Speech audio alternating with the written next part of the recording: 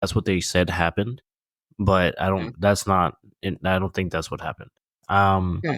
and I just it's literally like impossible. Like anybody who's operating a mortar will tell you that double loading around like that is impossible. I've When they first told me that that's what they were saying happened, I was like, Mhm. "How's that even?" I literally couldn't even fathom. I was like, "How's that even possible?"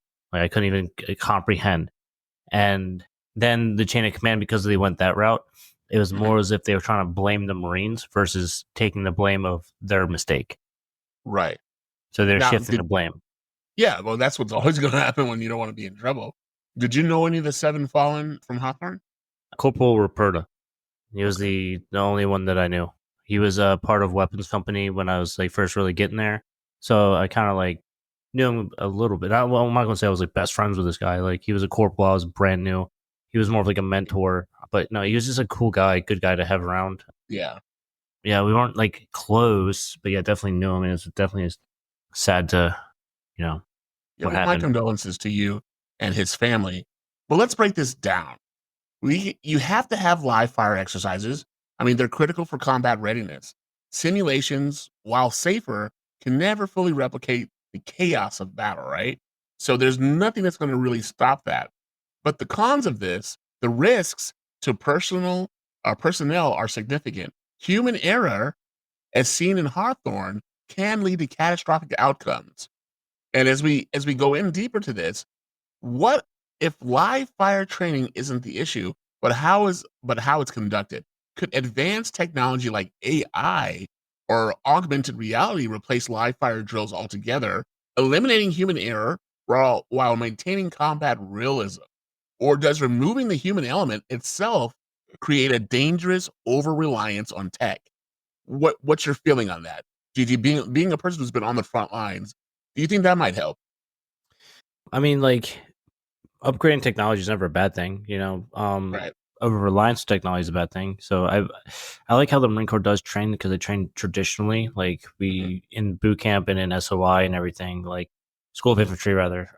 We're doing like light land nav with like some of the the broken MVGs that like we're like, all right, this unit got new ones, so we're just gonna recycle these into the like the young training guys, type of shit. Like they were just Right. not like I don't know, they weren't the best, but I Okay. mean they were what they were, and we had to like use night land nav with the compass in like Mhm. this is Now you say 2020. land nav, that's a land navigation compass is okay. Yeah, like where you had to like in the middle of the night like throw a tarp over you, plot points, and then navigate like some like it could be up to like a click away to try to find Okay. like a pinpoint location. Mhm.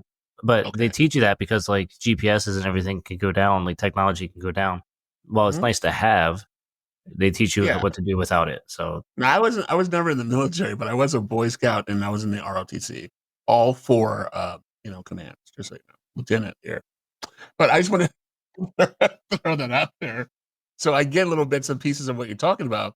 But if we go deeper into this, human error versus systemic issues, the command investigation revealed systemic problems beyond individual mistakes.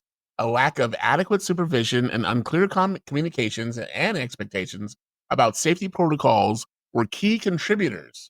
So the statistical context in this is between 2000 and 2020, over 400 military training related deaths occurred in the US. So this isn't something that's not new. This is something that, we've done before. We know where this goes.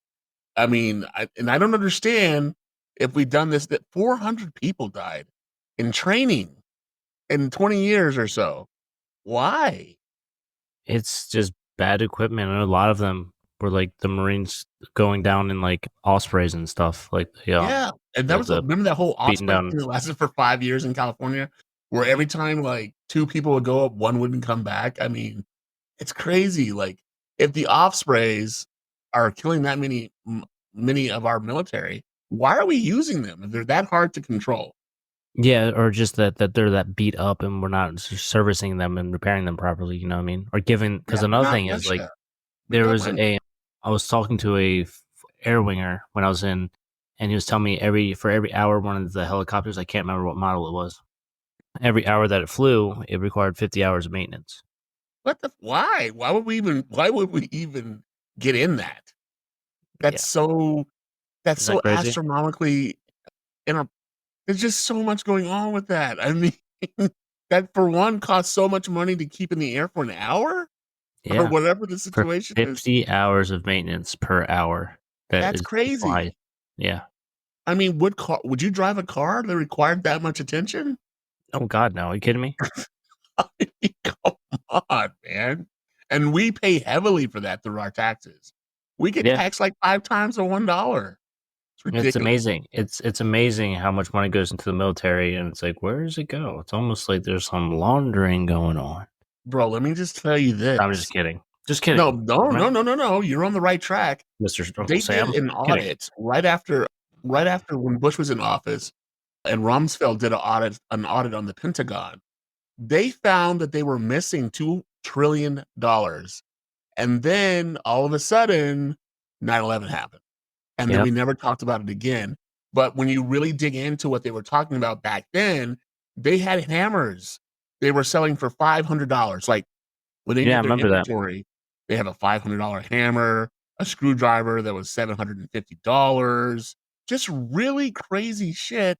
And when Rumsfeld was running the Defense Department as the Secretary of Defense, they did an audit in the Pentagon and they could not find $2 trillion. They don't know what happened to Wow. it. 2 trillion, not billion. I'm trillion.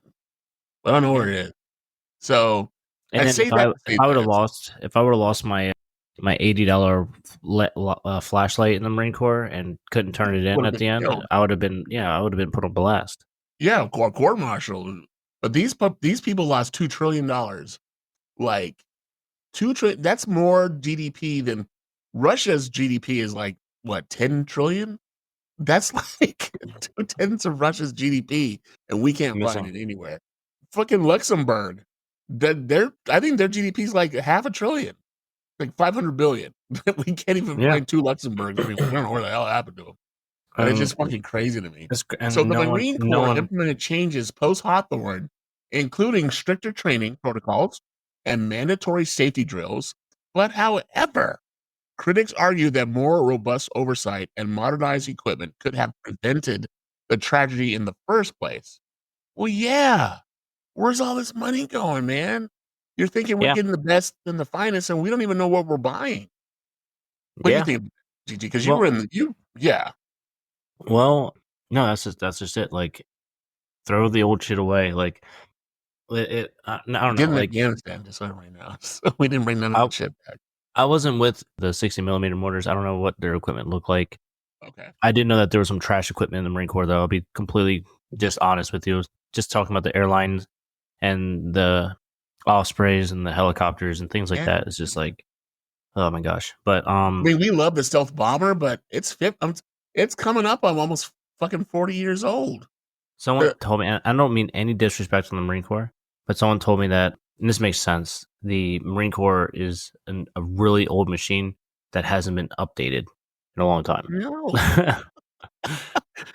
God, okay, so and it's horrible. Our GDP is, I think, $26 trillion a year. That's what we bring in. Of course, we're off balance by about $10 trillion, which is our deficit.